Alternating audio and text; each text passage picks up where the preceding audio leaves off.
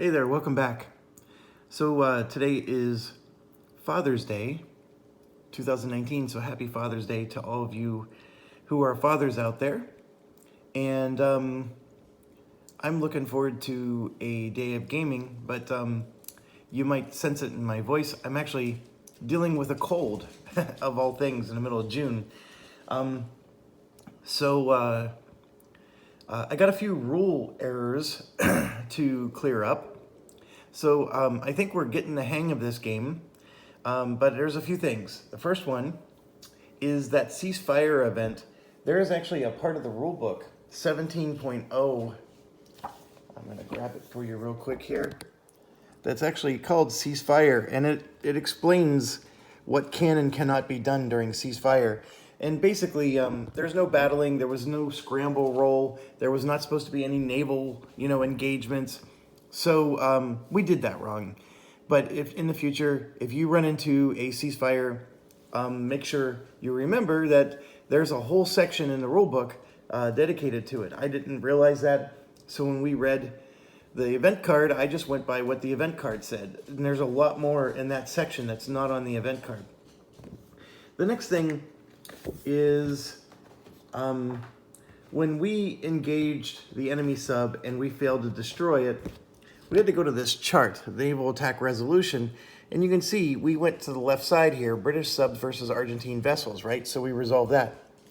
Well, one of the viewers reminded me that there was a right side to this table, and that's when the Argentine vessels are attacking the British vessels. So there's a few times where the Argentine vessels tried to attack us. I think it was my subs that they were trying to attack. So we should have resolved that right half of the table. So that's another item, a very important one that we need to make sure we don't forget to do going forward. Lastly, I did see that these sitrep cards are optional. So if I want to stay at sitrep 5, I can. The only risk I'm taking there is I need to get to the last sitrep card to be able to land on San Carlos and take the island. But if I want to delay that, and have a, easier sit rep, I'm more than welcome to do so. So that's a part of the strategy we haven't entertained. I don't know what the value of that is per se, but it's an option. And I just want to make sure that you knew that that's an option available to us. I'm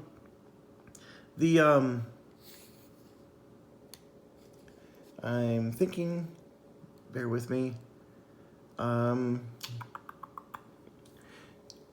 did see something in the rulebook that confused me. Well, first of all, I verified that those event cards that are face down, those are done when you get to San Carlos. We'll resolve those there. But I think that once we get to San Carlos, we stop drawing event cards. I have to double check that, but I saw something in the San Carlos section that seemed to indicate that. And so that's just something to bear in mind. And if you're playing your game and you're ahead of me, make sure you check for that. The rulebook has things, so like when we go to a section and we read, A, B, C, and then I quit, right? Because we resolve A, B, C, and then it's moving on to the next section. What I'm finding is that the rulebook very often at D, E, F, G, H, I, J, K, all the way down where P is, they'll actually have more notes on what to do. And so there's times when maybe you need to read the whole section of the rule book before you quit. And it's a little annoying. I wish it wasn't structured that way, but it is. Okay, so like one of the examples being that when the Argentinians engage you, they're, it tells you this, this, and that. And then remember, I was sitting there saying, oh, I don't know if I'm supposed to go back to the box, or do I stay in my C zone? It actually does tell you they stay in the C zone, but the section in the rule book is over here, and then you have like 3 more sections of other nonsense, and then way down here on the far right, there'll be another section that's wrapping up your section. So you had to skip all this stuff, and then there's more stuff that applies to you. So that's something to bear in mind. Okay, so we're getting ready to go here, so we're going to move on. We're actually already on turn 8. the game does go quick when you're not doing a lot of air combat.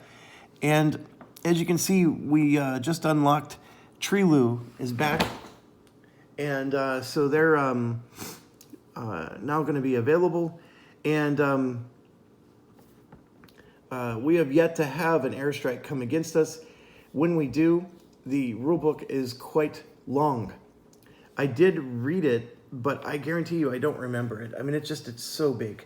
So we're going to have to just encounter that as we get there.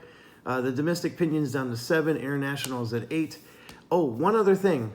We didn't encounter this yet, but I did find it in the rulebook, and I'm glad I did. If and when we destroy an Argentinian asset, like one of their subs or something like that, or if they destroy one of ours, the international and domestic opinion does go up and down based on who did what. So it's its own section in the rulebook, and it's real easy to miss. So make sure you take the time to do that. Or look for that section if that were to happen for you. Okay, so we advanced the turn marker, and now we're going to do weather.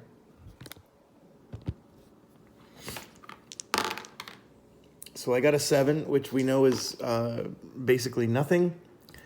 And next is the events. So we're going to draw an event card.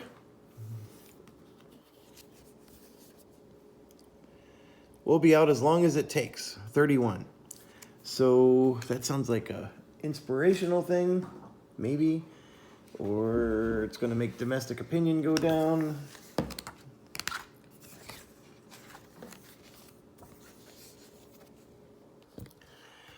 The Guardian newspaper uncovers a secret government plan for mass redundancies in the naval dockyards.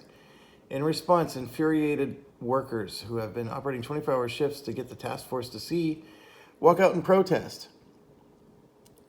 So you may settle the dispute. Right-wing newspapers attack what they see as this capitulation to the industrial militants. Domestic opinion falls by 1. Or do nothing. Take 1 reinforcement of your choice, any vessel except troop, submarine, or support ships, and remove it from the game. Okay, so it can't be troop, submarine, or support ships. So like my first inclination is sure, I'll take this vessel here because they don't come until the last turn of the game anyways, but it's a submarine, so that doesn't do me any good, does it? I don't know what I don't know, so I'm going to go ahead and just let domestic opinion go down by 1. I know that moves me towards losing the game, but I just think that losing troops is probably not a good thing in this game. Losing the game is also not a good thing, but so anyways, let's move on. That was the event card. Not fun at all. At least not for us. I think Argentinians probably think it's fun. Okay, next is the sit rep, and we are moving forward. I want to get to, if there's any criticism I have of this game, is it's moving too slow right now. So I do want to, get this thing accelerating a little bit. So we're going to move the sit rep up.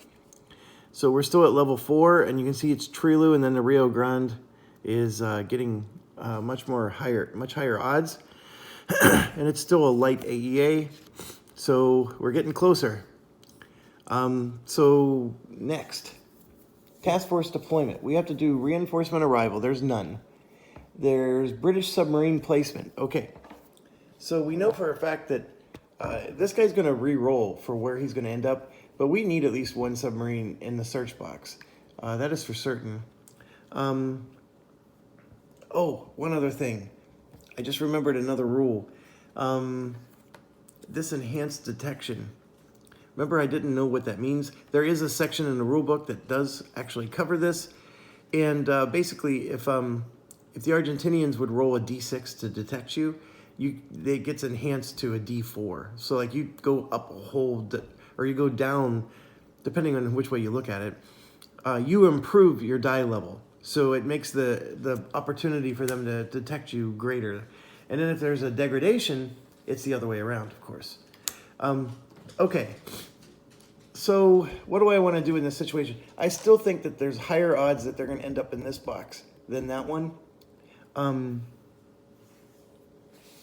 So I'm going to stick with my 2-to-1 ratio there and leave it be. So what do we do next? We do task force placement. As long as this battle group is out, I'm going to leave those 2 in the 10 box, and just in case. So I'm going to leave that as B. And yes, our whole eastern side is exposed right now. Cap placement. Okay, so I could not remember if my, actually I did remember. So those 4 were there, and this one was there. Okay, so we got 5 ships, or 5 Harriers that are out. So we do have enough to go out on cap duty and help out with the supplies. So what do? I'm gonna go ahead and launch the Trident leader here, and he's gonna cap over our carriers. And then everybody else we're gonna leave be for scrambling. Okay, next. Supply interdiction. So I'm still gonna do 5 of them to do supply, and then these other ones on the Invincible can intercept if needed. Okay, so 1, 2, 3, 4, and you can see I actually didn't interdict, so I need 1 more die. Boom, I finally got it. I needed all 5 that time. Okay, so we got their supply to go down to 10. I still think that's a really good thing, so that's why I'm aggressively trying to do it. With the low sit rep, you know, this is one of the strategies. We could actually keep the sit rep the way it is, so that way there's a real low probability that we're going to get attacked, and keep just harassing their supply, right? And bringing their supply lower and lower. And then once we're satisfied with how low the supply is, then we can start increasing our sit rep. That is a pretty interesting strategy. My current strategy is I want as many turns as possible to win the game. And if I have to wait until May 21st just to be able to start trying to win the game, meaning land on the island, I want as many days as I can. Also, the rulebook did stress that the Argentinians are going to reinforce and get stronger as every day goes by. And then also, we've already been delayed once because of the peace deal, so, or the you know, ceasefire. So anyways, we're moving on. We did that. Now we do our SAS marker placement. Okay, so it is still a much higher odds that it's going to be the Trilu. So I'm going to move it up to there. We're going to play the odds. Although I have to confess, these planes are deadly. And so there might be a strategy where you want to just stay on these, and who cares if you don't detect those ones. These are the ones you need to detect because they have those exocet missiles. I haven't played this game, as you know, and so I don't know enough to tell you which one is a smarter choice. So I may switch to this eventually, but I'm going to go ahead and stick with the odds up there. Definitely not Han Solo. Okay.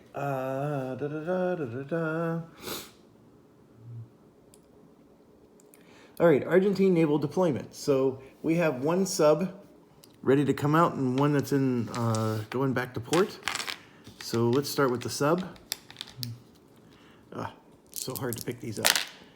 All right, 4, 3, 1. Okay, so the sub's coming out. And I'm going to go ahead and grab that sub. Now, at the end of this phase, this is going to move over, and I'm just going to do it now so I don't forget. And that sub is going to arrive in the coastal box. Now, we also have a battle group here, so we're going to roll 3d6 for the battle group, and there was no 1s, so it, oh, I can't remember. What does it do? I think it goes back to port. Let me check. I wish I remember. Surface group readiness roll. There's even a chart that says, yeah, it shows you, oh no, if you get 1, it goes here. If you get a 2, that goes there. If you get 3, but it doesn't tell you what happens if you don't get anything. All right. The player aid could have been better. This particular designer has the right idea on everything, and then he just omits certain things that.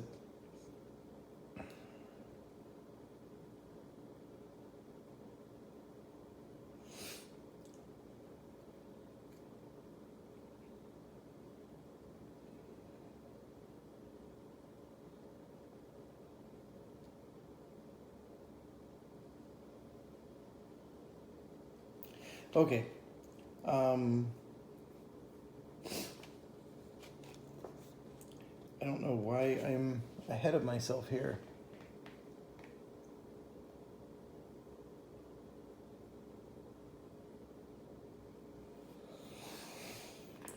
Give me a second.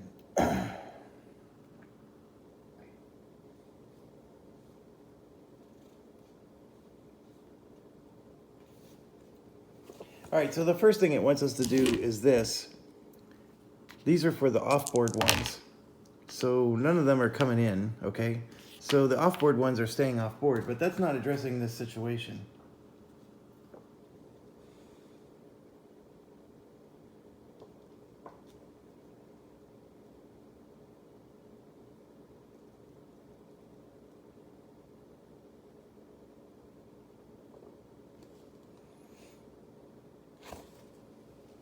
It's called the Argentine Task Group Deployment Table.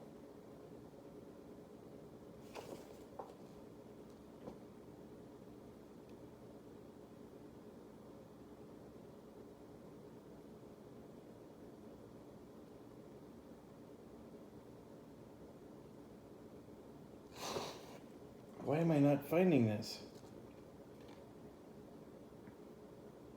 Here we go. Finally found it. All right, yeah. I should have known this. Okay, since I didn't roll any ones, it stays where it's at. That's what happens. Okay. All right, it's 13.3.4, in case you're trying to look that up in your rule book. Okay, so now that we're done with that, we do submarine versus submarine combat. So we have to do a search roll, and just to refresh ourselves, in the coastal, our subs are rolling a D6, okay? And then their subs are gonna roll a D8. So we get to roll 2 D6s, and I rolled 2 3s. So we don't detect anything, and then they're gonna roll a D8, and it's a 4. So we all just ships passing in the night. Now, over here, we're going to search for a surface vessel. Yeah, so now it moves to us. So we're going to search for a surface vessel in the middle area, and that is also a D6. So here we go. I did not detect it. So we're skipping that. So now it's Argentine Surface Group is going to do a search roll. Okay, so they are this guy. So it's a D8. It's the red number, not the gray, even though I pointed at the gray. That was close, but they didn't detect us. Okay, so everybody missed each other. Now it's the Argentine Navy versus the task force. So the Argentine Surface Group and submarine search rolls, 13.8.2. And basically it's the gray number now. So the submarine is in the coast. So it's going to roll a D10, okay?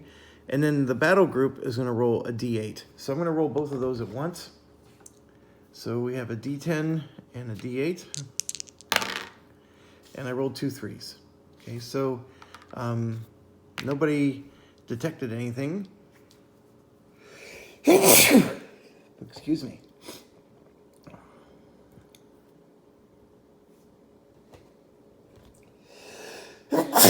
Excuse me again. Okay, so nothing happened here. So I'm going to check again to see if we actually even try to detect them in the defense zone. I'm not sure if we do, but I'm going to check real quick. These were those rules I kept screwing up. So now I don't remember exactly what we do.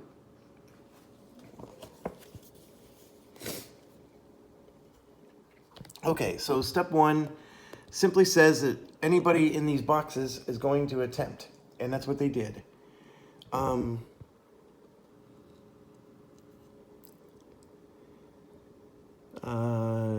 on a second.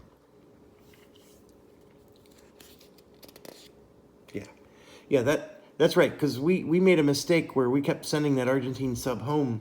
He only goes home if he's ever detected, so he's actually staying out on the board. Okay, to detect a force, we roll, and that's what we just did with step 2. Okay, yeah, and this is where it gets confusing, because now it's saying now for each British unit, try to detect them. And if they are detected, they go to the war box. And if there's no rolls made of 1 or 2, then they evaded, and now they get to conduct an engagement roll.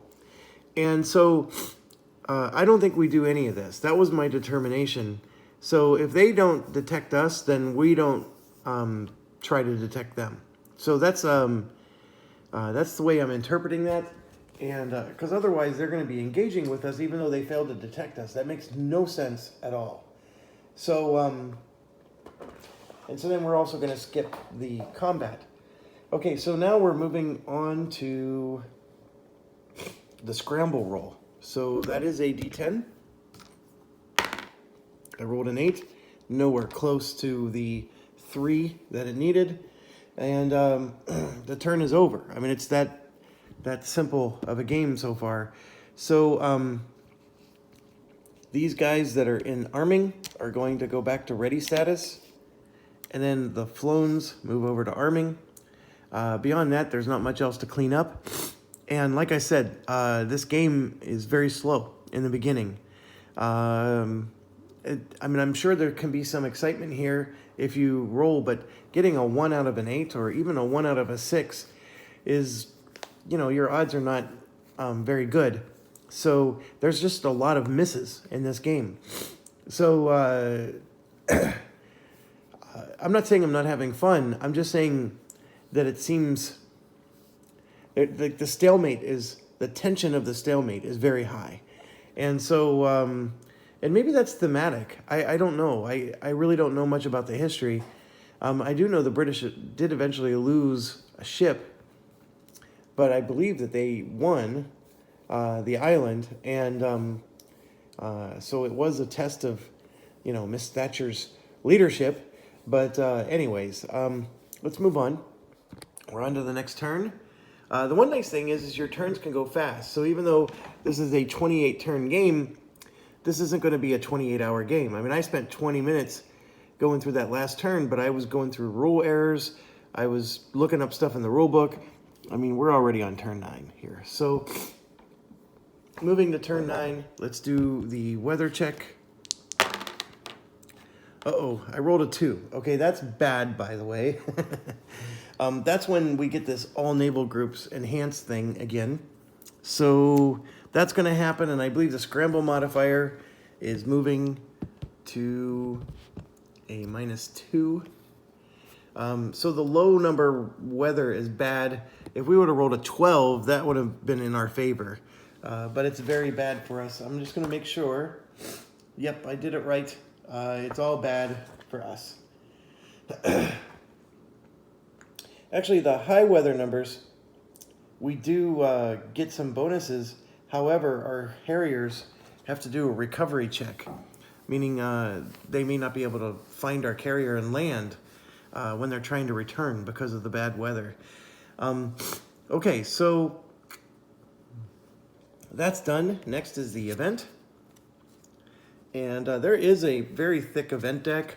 So the one good news, I think, is you're not always going to see these same events or even in the same order.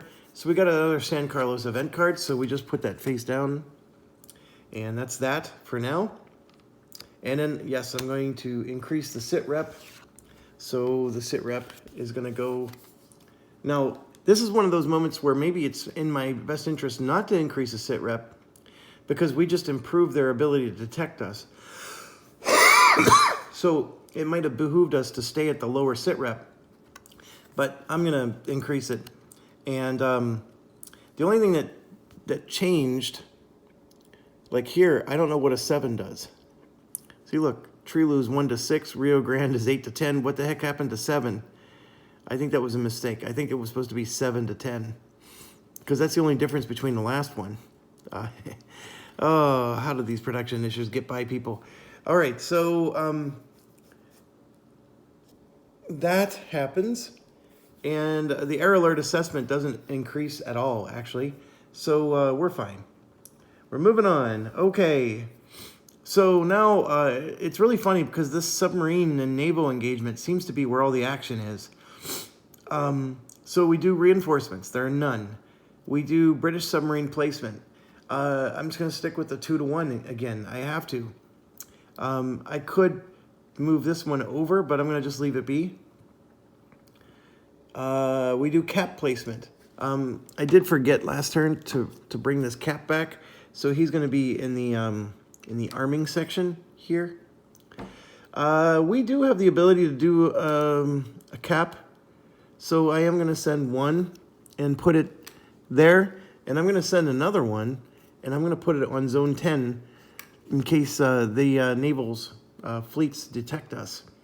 So he won't be able to help against the submarine, but he'll be able to help against that battle group. Okay, so that's done. I'm still just sending out 1 and 1. Okay, supply interdiction. So the Invincible has 5. 1, 2, 3, 4, 5. We are going to fly those out right now, and I'm putting them in the fly section. I know I'm supposed to put them on the combat table, but it really doesn't matter. And boom, boom. There's 2 successes. I only needed 1, and I still didn't even roll the 5th die. So again, we're doing a real good job of making mincemeat out of the supply marker. So we're cutting down their supply. Okay, and again, as a reminder, you don't have to dedicate 5 Harriers. You could always send less, but I've been just sending the most because I feel like I can. I am actually taking a big gamble because I only have 2 to scramble. And I should have probably saved a few more, but those 2 are at least a group. Anyways, I think we'll be fine. And now I have to decide where the SAS marker is going to go. And I'm going to put the SAS on the Rio Grande, because I'm going to assume that the 7 is for the Rio Grande. Because if we look at the last one,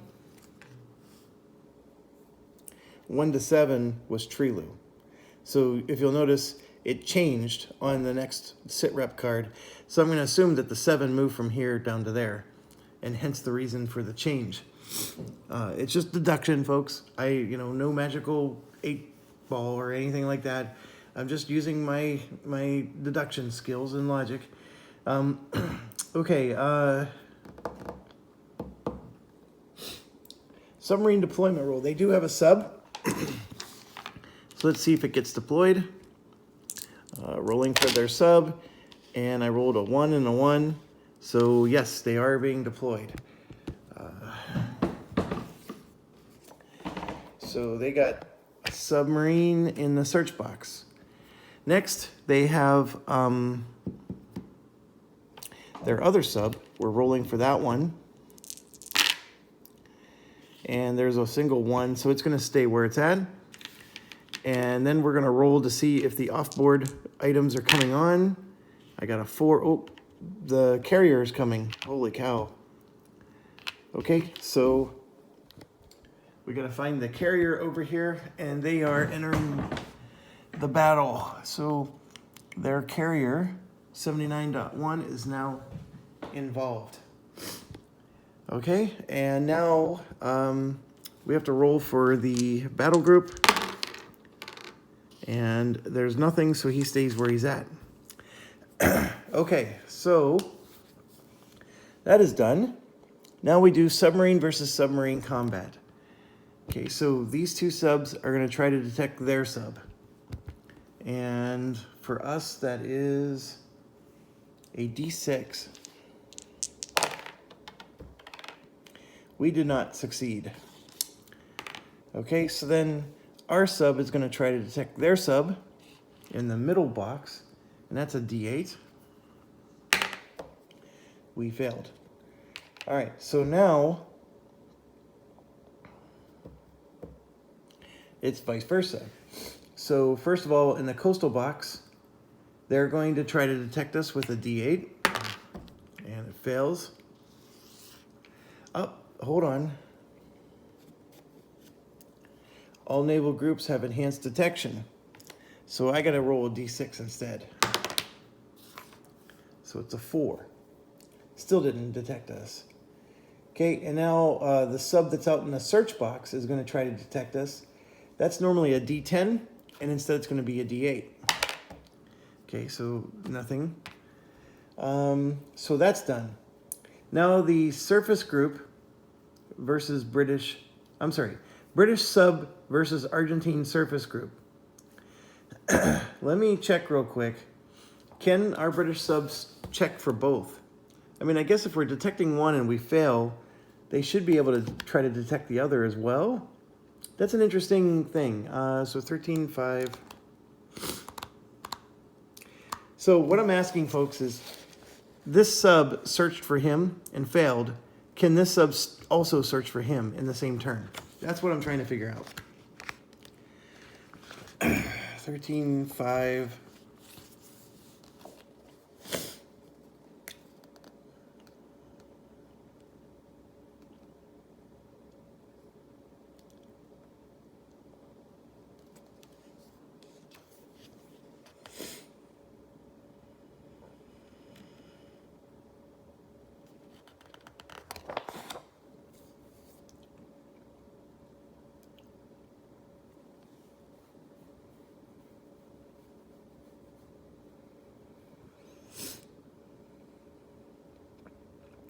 Okay, so the subs only rotate if they end up on the combat display. And remember, we're supposed to move these to the combat display when they detect something. So since we failed to detect anything, nobody moved to the combat display, neither our sub or their sub. So if our sub we would have had to rotate 180 degrees. So we do get to try to detect this surface fleet. So we're gonna go ahead and do that. It is against gray, it is a D6. All right, so we failed. So we're moving past that section. Argentine surface group versus British submarine. So now they're trying to detect our sub. Okay, so they are going to roll. Normally it's a D8, but we have to downgrade it one to a D6. All right, so they fail. And then Argentine Navy versus Task Force. Okay, so now they're going to try to detect us. So this is against the gray numbers now. So first of all, we're gonna roll for the battle group. The battle group normally rolls a D8, so instead it's a D6, and it was a 2. Okay, so nothing happens there. And then the two subs, there's one in the coastal and one in the search box. The search box is a D8 downgraded to a D6. The coastal was a D10 downgraded to a D8. So we're gonna just grab a D6 and a D8 and roll both of those together. So it's a 4 and a 6. So nothing happens again. And so everybody's just gonna stay put, and we're moving on to the scramble roll. So the scramble roll is a D10, which stays as a D10. That's not a detection step. All right, so a 3 or better gets them scrambled, but remember, they get a -2 to their die roll. Oh, we rolled a 1. We are finally triggering that action. Okay, so let's get out the rule book and slow down, because we're doing something new, but they are scrambling. So this is a big deal, actually. So this is 5.1.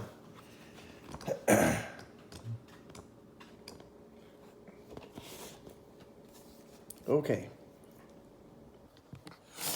All right, so this top paragraph is just saying, every turn they attempt to scramble, blah, blah, blah. Each raid starts with a scramble segment. The scramble determines which aircraft, if any, will engage. So we look at the error alert assessment number, which was a 4. We roll the 1d10, we rolled a 1. Note the current location of scramble modifier, that would have been a -2. If the modified scramble roll is equal to or greater than, then everybody stands down. That's what we've been doing this whole game. An unmodified roll of 10 always ends the raid for this turn. A 1, by the way, always results in a raid. So we are on step 5. Look at the active sitrep card for the airbase intelligence analysis to determine which airbase will launch the raid. Roll 1d10. Finally, place a raid marker in the sortie box to indicate the current raid number, etc. Okay, so this part is all straightforward. I probably could have stepped you through all that. So what it's saying now is we're going to roll another 1d10 to determine where things are going to go. And remember, I decided that a 7 was Rio Grande. And then this light AEA of 1 means there's only going to be 1 raid. If it was a 2, that means there would be 2 raids. And so the raids themselves, there's a token, and I'm trying to find the token. Here we go. It's a sortie. Okay, so we take this and we put the sortie level 1 to show that we are on raid number 1. Okay, that's what that's for. And so we're going to roll a d10 and figure out which base they're coming from. So I rolled a 2, so they're coming from Trilu. So we made the wrong choice for the SAS thing. But all's not over yet. But we definitely made the wrong choice there. Okay. So now we move on to section 6.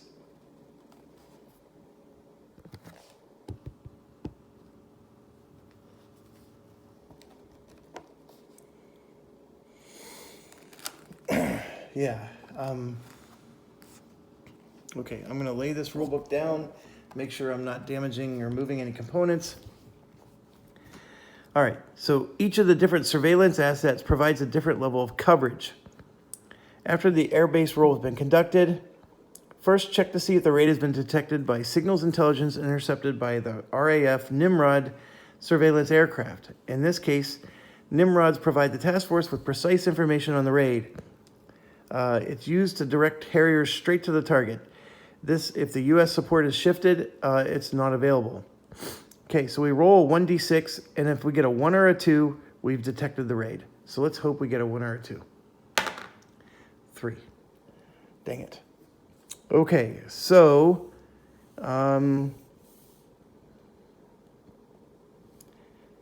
examine the squadron attack table and roll 1d10. This will reveal how many Argentine aircraft will form the current raid, and is called the squadron attack roll.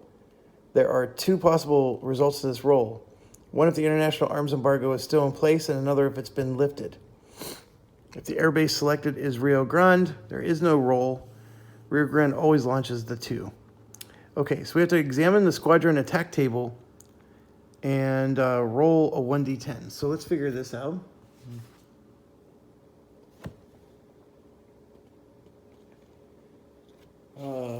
What's the squadron attack table? Here we go. Squadron attack table is right here. So if there's an arms embargo, our D10 roll, we use this. If there's no arms embargo, we do that. So the arms embargo, just so you understand, is this United Nations here, and it's in effect. So, sorry, a sneeze is coming. Okay. So, we're going to go ahead and roll. I rolled a 5. Okay, so a 3 to 5 is 2 aircraft. And if it wasn't the arms embargo, we would have had 3. So 2 aircraft from Trilu are coming to us, and we still have not yet detected them. So I'm putting the 2 aircraft here, like so.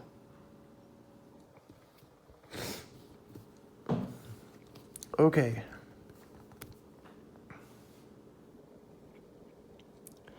So now it says, conduct the Argentine air targeting roll, which is 8. Scramble the Harriers to intercept the raid, 7.1.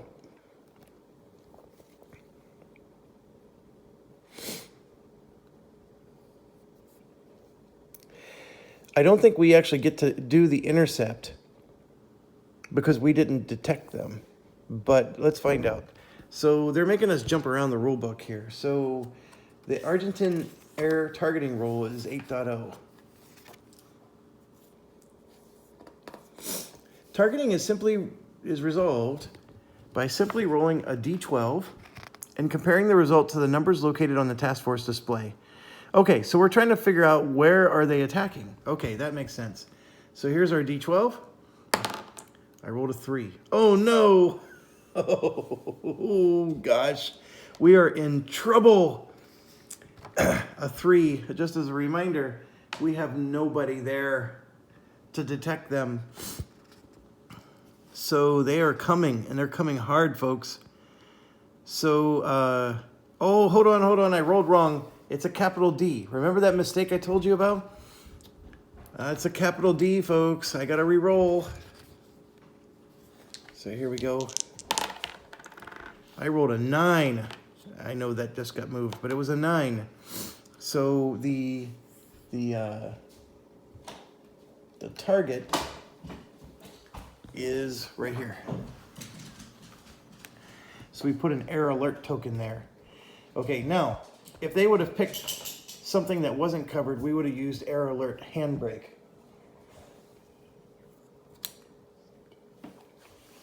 And so that's where we're at for now.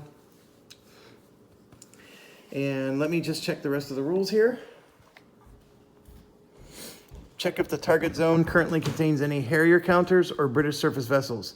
If it does, put the error alert marker in the target zone to remind you this is occurring. If it's empty, then you use the handbrake marker. Okay. If it's a handbrake marker, there is no surface-to-air combat. We skip that this turn, but we don't have that situation, so let's go back. So now they're saying scramble Harriers to intercept the raid. Here's the problem. Step 3 we don't do because we failed to detect them. So I think what we were supposed to do is not necessarily do this step yet, but then we move here, right? If the Nimrods are not on station, check to see if the SAS marker is present. If so, the SAS team provides information. He cannot, but see, we don't have SAS markers. If the Nimrods are not on station and the SAS marker is not present, then check to see if international opinion is currently at 9 or 10. If it is, then the Chilean government allows surveillance. We don't have that either. If Nimrod, SAS, and surveillance are all unavailable, there's no Harrier scramble this turn. So I think that's the issue, is we're not going to have any Harrier scramble. And then if there are now any Harriers present in a target zone, proceed to air. If there are no Harriers present, go to air to surface. So we have to go to air to surface. So we do happen to have surface ships. So as you can see, it gets pretty hairy. So the air-to-air combat we have to skip right now because the Harriers are not up. And so now we go to surface to air, which is here. Surface to air is combat conducted using both the combat display and the combat chart. The combat chart is used to determine available and hit probability of the weapon systems. Surface to air is conducted via a series of up to 4 combat rounds. Each round passes the range between the attacking craft and the target closes rapidly, 30, 20, 10, 1. This directly affects the ability of various shipboard weapon systems to track and engage. Give me a second. Did we really have to jump to air to surface, or did we get to do surface to air? Give me a second. I'm just going to go verify.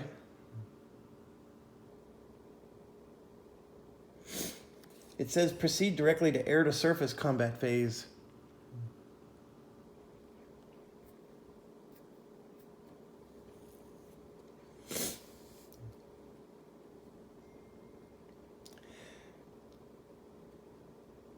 I don't understand this.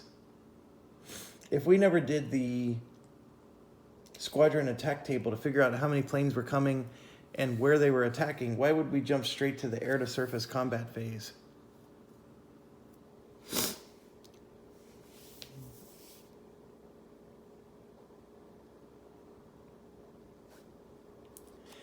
So do we don't get to attack them because we didn't detect them? Is that the issue? Okay, I'm gonna end this video and look this up and get some answers for you. Thanks for watching. Stay awesome.